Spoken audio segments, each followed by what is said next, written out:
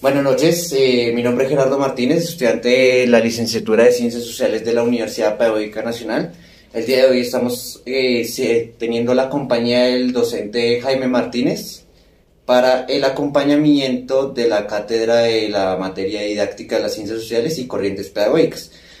Va a colaborarnos con una entrevista para mirar algunas dinámicas sobre la escuela en las que podemos ver en el Colegio General Santander específicamente. ¿Cómo está, docente Jaime? Bien, gracias. Bueno, vamos a empezar. Entonces, ¿qué lo llevó a estudiar pedagogía y a la especialización en estudios sociales? Bueno, digamos que cuando uno está formándose y estructurando un proyecto de vida, genera una serie de alternativas que permitan desarrollarse como persona dentro de las funciones de la ciudadanía. El interés de estudiar pedagogía inicialmente nace en la historia de vida propia de la familia.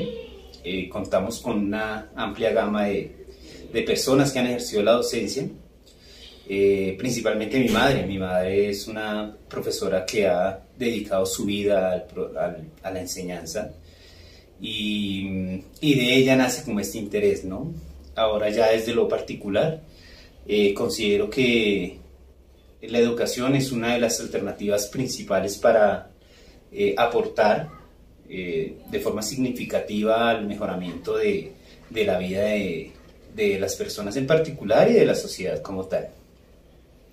Digamos que mi historia de formación me ha permitido también acceder desde el acceso a la educación a diferentes gamas de procesos de enseñanza. Como te enunciaba en algún momento, estudié la licenciatura en Ciencias Sociales. Debido a situaciones ya de tipo económico y personal, tuve que retirarme y retomar mis estudios nuevamente ya en una carrera diferente. Ya estando vinculado con Secretaría de Educación, esta tiene diferentes formas de motivar la formación docente, y una de ellas fue el proceso de profesionalización que me llevó a estudiar la licenciatura en Pedagogía Infantil, y posteriormente también, apoyado por Secretaría, ingresé a estudiar la maestría en Estudios Sociales.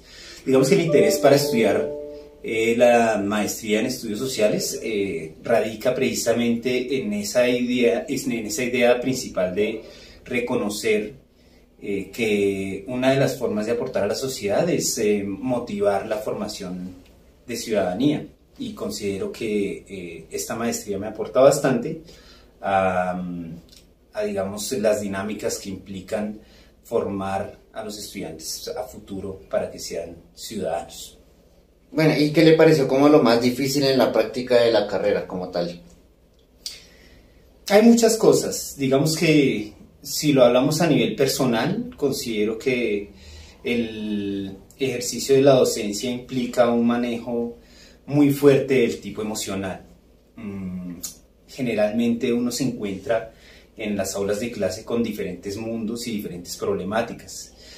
Considero que a nivel personal eso es lo más difícil, el pensar en alternativas que me permitan ayudarle a mis estudiantes, y que muchas veces las situaciones del contexto, ya de tipo económico, político, social, no lo permitan. Digamos que, por ejemplo, una de las falencias más grandes que tiene la educación de este país es precisamente el desinterés político que tienen en invertir en educación. Tú miras las diferentes instituciones educativas que hay en el país, y muchas de ellas tienen unas situaciones precarias. El material didáctico es muy limitado.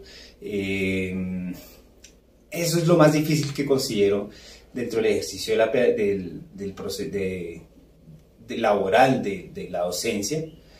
Es precisamente los limitantes y las brechas que hay entre una educación de calidad y digamos el material y la infraestructura necesaria para poder desarrollar el ejercicio pedagógico de la mejor manera. Ok, ¿y qué referentes? ¿Ha tenido de pronto algún tipo de referente pedagógico o teóricos como autores, teorías o movimientos que haya usado para plantear sus clases? Hay muchos. Digamos que dentro del ejercicio pedagógico en las instituciones educativas se plantean desde el PEI diferentes alternativas de abordaje del proceso de enseñanza-aprendizaje. El docente debe estar predispuesto digamos, a adaptarse a esas condiciones que el PEI lo exijan. Recordemos que el PEI es ese estudio que se realiza o esa estructura de proyecto educativo que se realiza a partir de las necesidades del contexto, que responde también a las necesidades de aprendizaje, que se adapta a las condiciones que tienen las instituciones educativas para desarrollar el trabajo pedagógico. Entonces, para poder ejercer la pedagogía digamos desde lo que emite los proyectos educativos institucionales, es necesario ahondar un poco en propuestas y en autores que hablen de precisamente las indicaciones dadas por el proyecto educativo institucional. Actualmente, por ejemplo, el Colegio General Santander ha adoptado el enfoque de enseñanza para la comprensión como un elemento transversal que desarrolla el proyecto educativo institucional. Entonces, en los últimos años he venido ahondando un poco sobre qué es precisamente este enfoque, cómo se alcanza la comprensión. Es una pregunta que ahorita nos está generando bastantes interrogantes, y las interpretaciones que se dan, teniendo en cuenta que es un proyecto o un modelo pedagógico reciente que responde precisamente a muchas necesidades y muchas interrogantes respecto al ejercicio pedagógico. Creo que pedagogos más influyentes en mi caso, pues tengo algunos que te puedo nombrar, como Enrique Chaus, que habla mucho de competencias ciudadanas. Te puedo hablar un poco de Jesús Jares, que ha venido abordando el tema de la educación para la paz, y que son como esos ejes transversales que yo quiero implementar en el enfoque de enseñanza para la comprensión en el desarrollo pedagógico de mis clases. Ok, y según los métodos que conoce, de pronto como ex estudiante de la Universidad Pedagógica, ¿y qué consejo nos darías como nosotros actualmente estudiantes para, digamos, para planear algún tipo de clase o una dinámica de clase? Pues lo más importante es conocer los estudiantes. Antes de iniciar las clases uno debe ponerse a reflexionar con respecto a qué intereses, qué necesidades, qué aprendizajes previos tienen los estudiantes, para poder uno pensar en una planeación asertiva que responda precisamente a sus intereses. Digamos que en la actualidad es muy difícil individualizar un poco el tema de la educación, porque han venido como abriéndose espacios en los cuales los estudiantes tienen acceso al conocimiento, ¿sí? De hecho, es una preocupación de la escuela, ¿no? Hoy en día el acceso a las tecnologías ha permitido que el estudiante se ahonde en temas que en algunas ocasiones son productivas y son buenas para el desarrollo de un proyecto de vida, y en otras ocasiones no tanto. Entonces, principal consejo para ustedes: conozcan a sus estudiantes. No se dejen llevar de pronto de los limitantes que tiene la escuela. El docente por naturaleza es recursivo, ¿no? Y el ser recursivo implica adaptarse a las condiciones, que muchas veces, como les digo, son precarias, pero que haciendo un buen trabajo, que va de la mano del desarrollo digamos, de la extensión a la comunidad, del vínculo de los padres de familia, de las directivas, de la comunidad en general, se puede llegar a hacer grandes cosas en las escuelas. Ok. Digamos, ¿qué retos se le presentan al trabajar con niños de edades tempranas y estudiantes de grados superiores? Hay retos de retos, ¿no? Digamos que desde el ejercicio propio que yo realizo, mi nombramiento es en básica primaria, yo trabajo con estudiantes de edades tempranas. Por decir algo, este año estoy trabajando con grado primero, que es el grado más bajo de la básica primaria. Y tiene sus retos particulares, así como los tienen los de grado segundo, tercero, cuarto, quinto, los de básica secundaria y media. Los retos con los pequeñitos es precisamente el entender que el contexto en el que ellos están inmersos influye muchísimo. La familia y el barrio, la sociedad, el territorio, influye mucho en la forma de ser de ellos. Y esto lo llevan a la escuela. Digamos que una de las ventajas de trabajar con niños pequeños es que precisamente se ve el trasfondo de lo que es la sociedad, porque ellos sí que repiten y replican lo que ocurre en la sociedad, en sus familias, dentro del entorno escolar. Por el contrario, el trabajo con los estudiantes de edades superiores, de grados superiores, es un poco más complejo porque implica el poder ponerse en el papel de ellos que están construyendo ya un proyecto de vida. Digamos que ponle tu grado cuarto, quinto para arriba, ya los estudiantes empiezan a estructurar su proyecto de vida y bajo eso se ocultan muchos trasfondos. Entre muchas cosas, por ejemplo, está que los estudiantes poco a poco van reconociendo que la sociedad tiene ciertas barreras. Qué importante es que el docente motive a que los estudiantes logren superar esas barreras. El que pueda el docente mostrarles a sus estudiantes que esas barreras son invisibles, que esas barreras se pueden superar, es mucho más gratificante en estos procesos académicos que hacen parte de la vida y que están de pronto o que se empiezan a desarrollar en esos grados superiores. Okay. Y digamos, ¿qué temas tabú consideras para el trabajo educativo en el que, digamos, en el ambiente en el que enseña? ¿Algún tema tabú de pronto que sea difícil de manejar o algo así? Los docentes somos libres de cátedra, ¿no? Sin embargo, esta libre cátedra debe tener una conciencia y una postura crítica frente a lo que es la sociedad. Hay muchos temas tabú. Para mí uno de los más significativos es abordar algunos temas, como por ejemplo, uno muy reciente, el tema de la vacunación, del tema de vacunación con respecto al COVID, a la pandemia. Recordemos que durante la pandemia se dieron muchos mitos respecto a que esta pandemia fue una estrategia global para el control de la población, etcétera, etcétera. Y como te decía, en las escuelas se confluyen diferentes contextos, entre ellas ese contexto que se dio de antivacunas. Cuando tuve que abordar el tema de la vacunación como una alternativa para combatir esta pandemia, hubo un encuentro de familias que no estaban de acuerdo. Y lo más curioso del caso es esa confrontación entre el padre y el docente, en la cual hacen entender y de hecho reclamaban que los docentes tenemos un poder inmenso frente a lo que construyen sus estudiantes mentalmente, al punto de que mi palabra o mi cátedra o mi enseñanza a X o Y estudiante llevó a que este estudiante replicara en su familia. Pasa, digamos, como con el tema del adoctrinamiento político, que ese también fue un boom en cierto punto. Sí, el docente tiene que tener mucho tacto.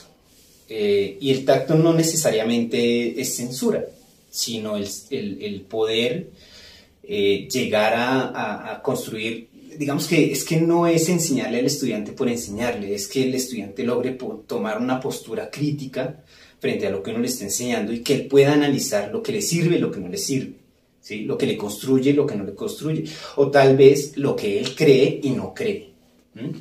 Y desde que se pueda tener esa diferenciación entre lo que yo quiero enseñar y lo que el estudiante quiere aprender, es donde se da una relación dialógica de esos procesos de aprendizaje. El tacto que uno debe tener como docente también implica el poder conocer a sus estudiantes. Y si tú eso vendría como siendo algo también relacionado al manejo, cómo manejarlo y eso. Más que manejarlo es, vuelvo y te digo, el hecho de conocer a tus estudiantes te va a llevar a saber qué es lo que le sirve aprender a su estudiante o no, ¿sí? De pronto también implica el conocer sus intereses. De ahí pueden hacer que esa relación dialógica entre lo que quiere enseñar y lo que quiere aprender se dé de una manera más fluida.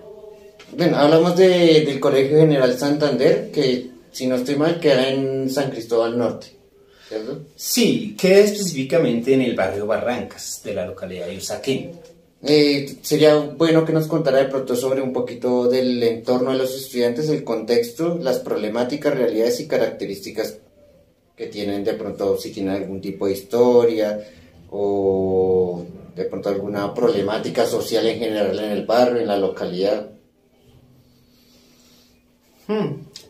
Pues describirte a la población del colegio es un poco complejo, ¿no? Como te decía, en las escuelas confluyen muchísimos contextos. Voy a hablarle un poco más general. El colegio está ubicado en el barrio Barrancas. El barrio Barrancas es un barrio que está comprendido entre la calle 153 y la calle 148 y entre las carreras novena y séptima. Digamos que la ubicación del colegio es una ubicación privilegiada, teniendo en cuenta que tiene acceso a avenidas principales, teniendo en cuenta que el contexto está inmerso en parques, en iglesias, en barrios, digamos, con comercio, con trabajo. Sin embargo, mucho porcentaje de la población que estudia en esta institución no viven en el barrio, sino viven en las zonas aledañas. Y las zonas aledañas son aquellos barrios que están hacia la periferia de la localidad, entre obviamente esas calles. Entonces vamos a encontrar población que viven en el barrio Cerro Norte, en el barrio Santa Cecilia, estudiantes que vienen en ruta al colegio porque viven en Lijacá o en el Codito, o hacia el lado de, por ejemplo, bueno, ya las periferias de la localidad. Entonces vamos a encontrarnos con estudiantes que desde lo socioeconómico están cómodamente o viven cómodamente, y otros estudiantes que su situación socioeconómica los lleva a tener situaciones precarias. Estos estudiantes que viven en la periferia, sin querer generalizar, están inmersos en problemáticas, por ejemplo, de microtráfico, están inmersos en problemáticas de violencia intrafamiliar, están inmersos en problemáticas de desplazamiento, en problemáticas de invasión, en problemáticas de riesgo por deslizamientos o incendios, porque son casas que no están construidas, sino son, digamos, elaboradas de forma prefabricada, o muchas veces lo que llaman comúnmente casas de lata y de madera. De invasión sería más sí. o menos. Y entonces hemos encontrado familias que han sido retiradas del barrio, que han sido amenazadas, que han sido... hubo el año pasado una familia que se le incendió su casa, ¿sí? Entonces, digamos que las problemáticas van desde lo más mínimo, que puede ser el hurto a personas, que se da en todas las localidades, como otras problemáticas ya mucho más complejas y de mucho más influencia dentro de la vida social.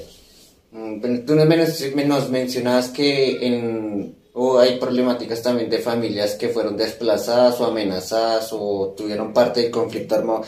Entonces a eso va la siguiente pregunta, digamos, ¿ha tenido que explicar el conflicto armado a niños, ya sea pequeños o de grados menores o de la primera infancia, y cómo lo lleva a la escuela, digamos, para poderlo explicar de una manera cómoda para que ellos lo comprendan? Claro. Claro, por supuesto, el conflicto armado es uno de los temas que actualmente tiene mucha influencia en el ámbito laboral, en el ámbito pedagógico. El hecho de, por ejemplo, haber vivido un proceso de paz en el 2015 con las guerrillas de las FARC conllevó a la creación de unas cátedras de paz que se deben abordar dentro de las escuelas. Parte de esa jurisdicción especial para la paz conllevó a la creación de una cátedra que se llama Justicia Restaurativa, que también hace parte de la cátedra de paz y que se debe abordar a nivel transversal en los diferentes grados de toda la institución. Ahora bien, en el plan de estudios de ciencias sociales para básica primaria, uno ve algunos temas como, por ejemplo, la guerra bipartidista, la época de violencia en Colombia, los procesos de paz, los últimos periodos de gobierno que ha vivido nuestro país, y dentro de esos temas se toca el conflicto armado, se toca el tema del narcotráfico, se toca el tema del paramilitarismo, se toca el tema de las bandas criminales.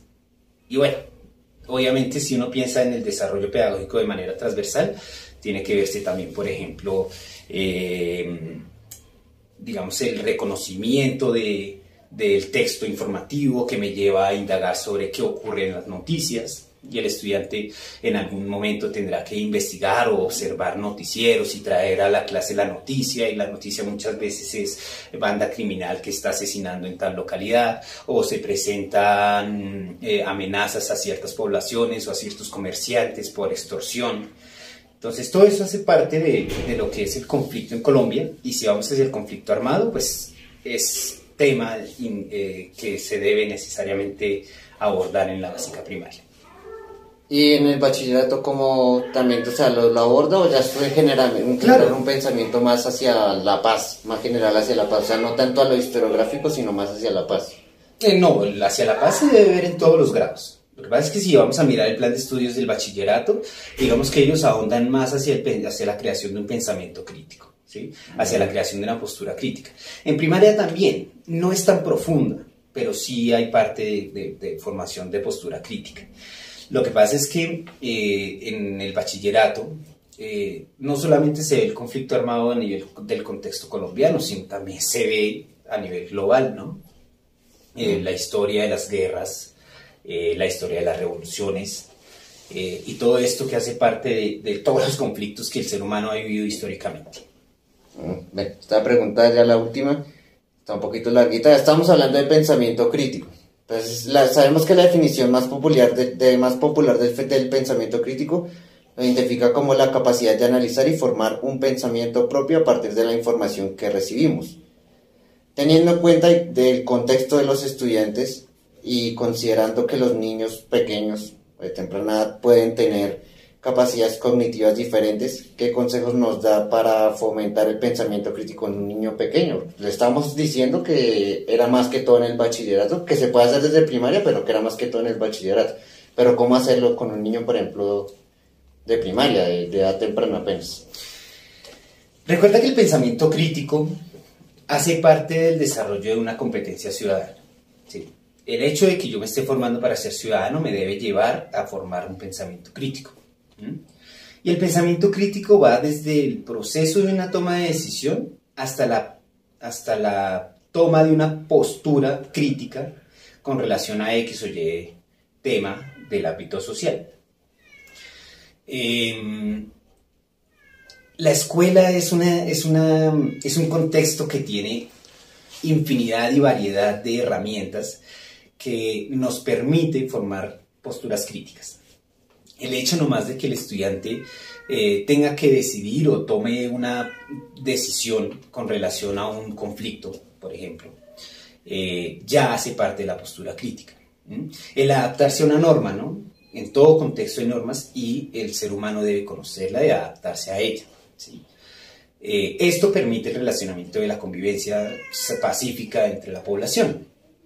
Y si vamos, por ejemplo, a un estudiante de grado primero, él se está adaptando desde el aprestamiento a ciertas normas que hay dentro de la institución.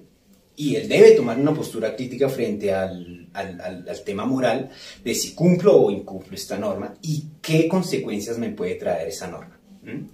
Entonces, digamos que hay ciertos niveles. Y poco a poco dentro de la adaptación escolar se da que yo ya tomé una postura crítica cuando era muy pequeño, en grado primero, de asumir las consecuencias de mis actos frente al incumplimiento de una norma, para llegar a grado 11 y decir, hombre, yo ya sé, ya conozco las normas, ya tomé mis decisiones, ahora, ¿cuáles van a ser mis decisiones frente a lo que ocurre dentro de la sociedad? ¿Cuál va a ser mi postura crítica frente a la sociedad? Y es un ejercicio que no solamente termina en la escuela y que no necesariamente empieza en la escuela. También es un proceso del pensamiento crítico, se puede desarrollar desde la familia, en edades mucho más tempranas que la edad escolar. Yo creería que la forma más significativa de formar pensamiento crítico es explicarle al estudiante y enseñarle al estudiante, al niño en su familia, al futuro ciudadano en el bachillerato, que toda decisión que yo tome va a tener una consecuencia. Y que mi postura crítica va relacionada a cuál va a ser la decisión que yo voy a tomar. Y cuál es el calificativo desde lo moral que va a tener esa decisión. Creo que digamos también en esta época actual es un poquito complejo. Antes se veía más la alianza entre padre y maestro, pero ahorita ya está como más complejo, ¿no? Sí, eso varía mucho. Como te decía, si vamos a mirar la generalidad de la población, aún se conserva un poco el tema del respeto hacia el ejercicio docente. Y aún los padres de familia le piden consejo al docente de cómo formar a sus hijos. Digamos que ese no puede ser un limitante. Uno como docente debe entablar una muy buena relación que va de la mano del trabajo de padres de familia, de directivas, de la comunidad en general, para poder alcanzar los objetivos del proceso educativo. Y no me puedo desligar de eso. Eso también hace parte tal vez de una postura crítica, ¿no? El que el papá también asuma las consecuencias de sus decisiones, el que tome una postura crítica frente a lo que ocurre con el proceso de aprendizaje de sus hijos. Bueno, esta ya sería la última pregunta. Entonces, profe, muchísimas gracias por esta entrevista. De antemano, de parte de la Universidad Pedagógica, quiero darle las gracias y pues, que tengan en cuenta que el video se va a tener para alguna publicación, puede ser posible. No, con mucho gusto. Listo. Para eso estamos. Muchísimas gracias entonces. Hasta luego, profe.